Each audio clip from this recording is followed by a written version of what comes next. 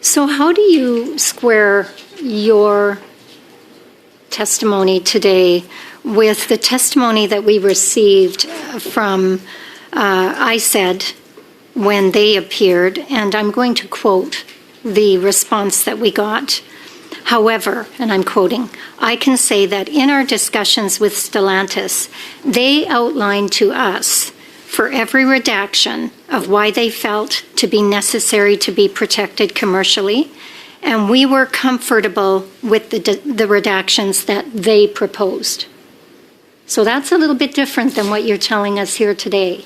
What?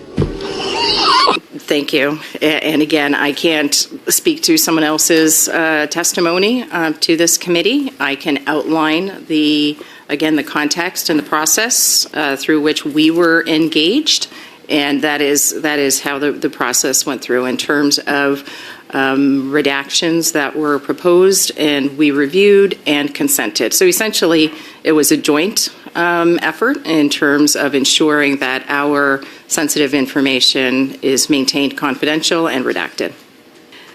So I'm just going to go back then to the paragraph in the letter that you sent, where you didn't say that this was a joint effort. You said, to be clear, Stellantis did not propose or suggest any of the redactions applied to the version of the CIF agreement that the committee received from ISED.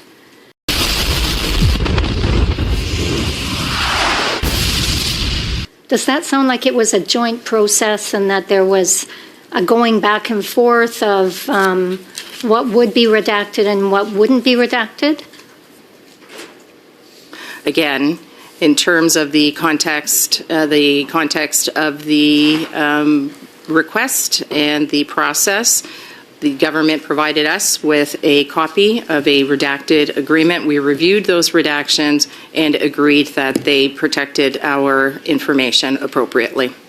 Okay, I'm going to move on. Another question. Did ISED ever suggest sharing the fully unredacted contract with the committee? It goes back to the lens that is always put both with ourselves and with ISED, that shared objective to ensure the confidentiality of our business information. No!